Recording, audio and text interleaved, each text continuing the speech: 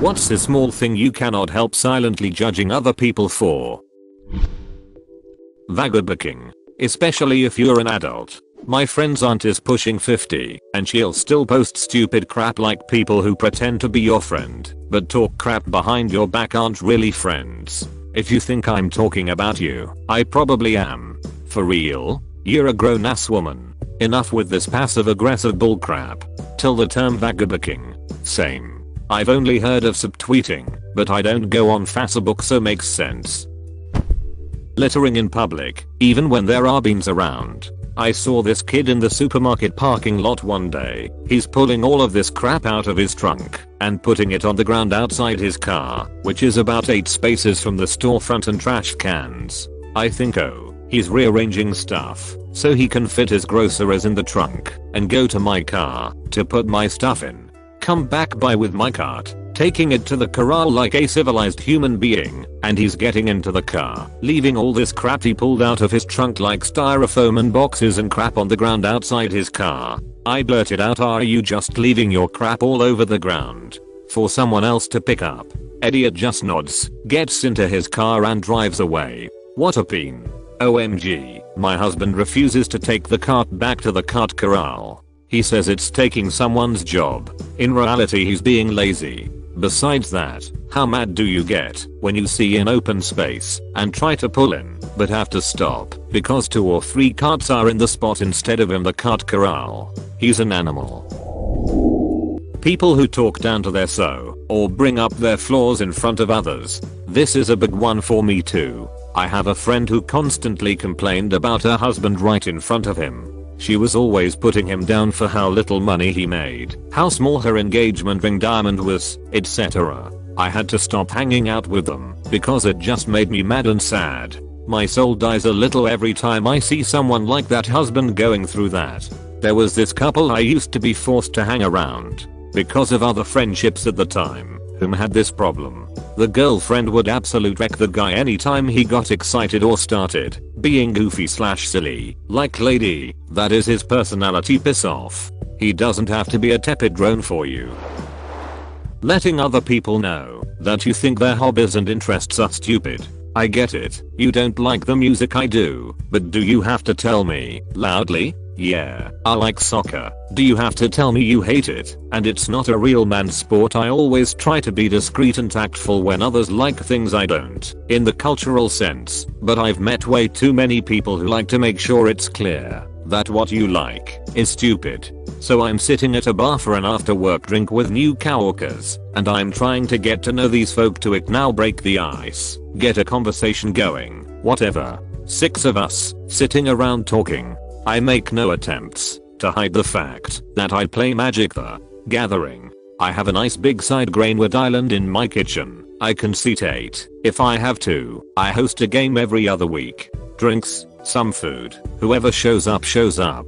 This naturally spawns a lot of stories because it is a significant chunk of my life. Cooking stories, drinking stories, meeting the guys, doing group events, etc. Back to the bar, I tell one of these stories, and a new coworker is stupefied. I'm 30-ish years old at this time, and I'm pretty sure he's about the same age. Oh my god. Like Magic the card game. You dork. I used to make fun of kids in high school for that. He proceeds to let me know how not at all cool I am, how I should be embarrassed for my hobbies, and generally makes everyone uncomfortable. I take it in stride.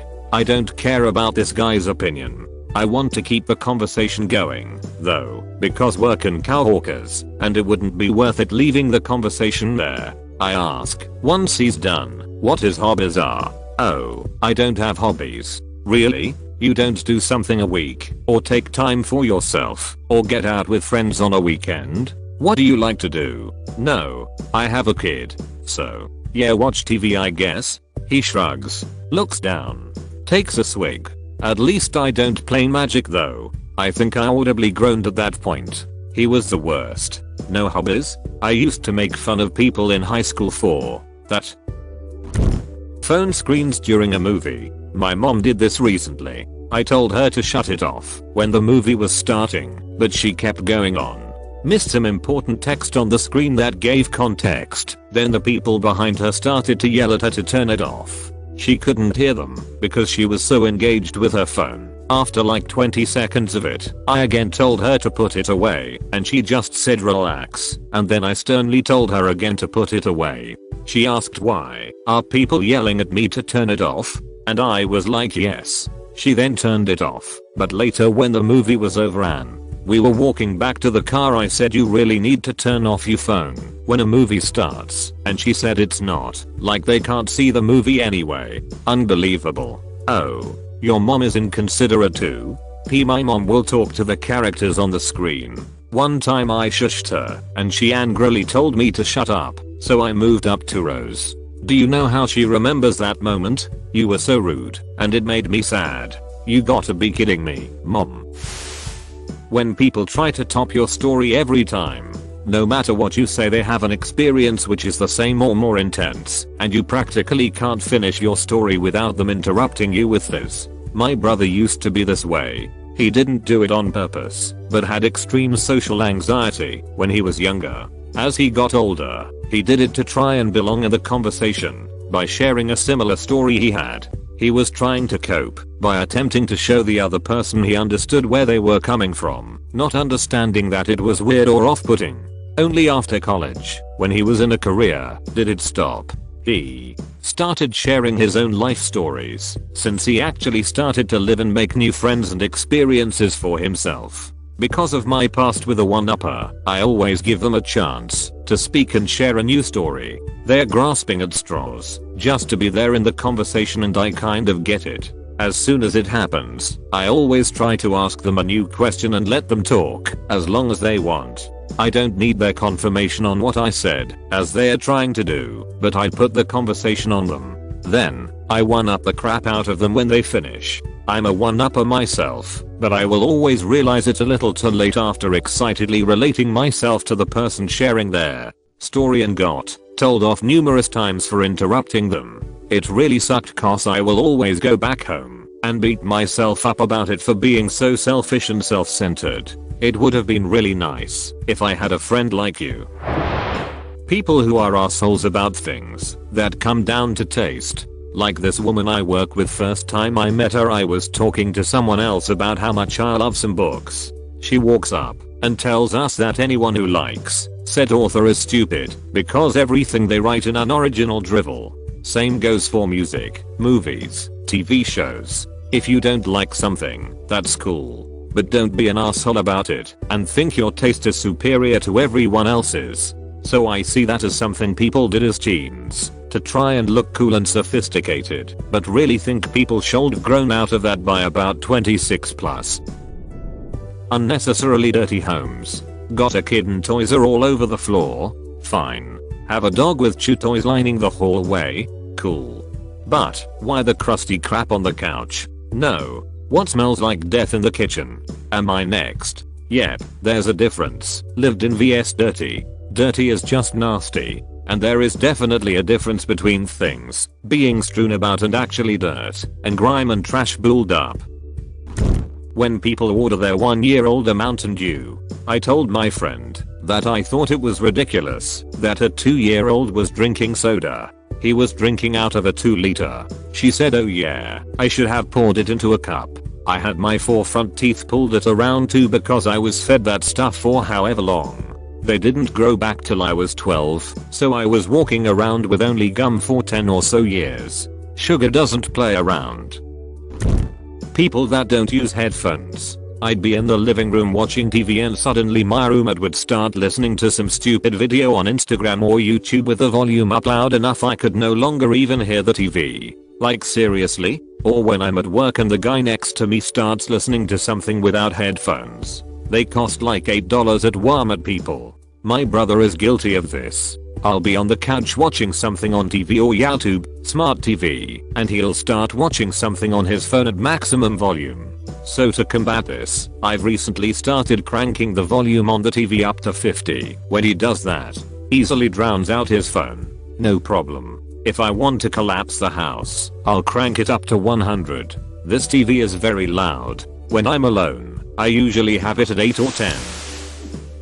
People who needlessly kill insects. I know this sounds strange, but if I see someone casually and deliberately kill an ant or something that's innocently walking past, I can't help silently judging them. I couldn't agree more. I came across this story/poem the other day, and I thought it was so true.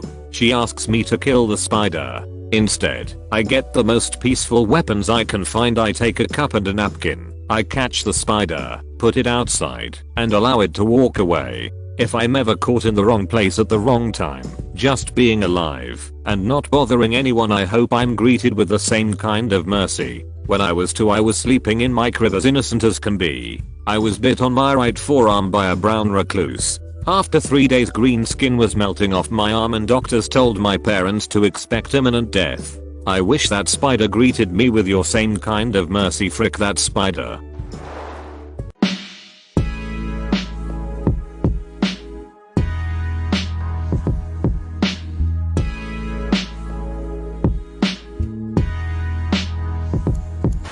Getting a large breed dog when you move into your first college apartment in your early 20s. You mean a husky won't do well in a 400 square foot apartment when you're going to be gone for 12 hours a day? Say it isn't so. I feel so bad for huskies. They look so pretty and so many people get them and end up returning them because they can't handle it. They need like 3 hours of physical exercise and 3 hours of mental stimulation, or else they will tear your house apart. One of my friends had one for this reason and then wanted to get rid of it. I gave them a few links to a husky rescue and they said they wanted to find someone on Facebook to take it.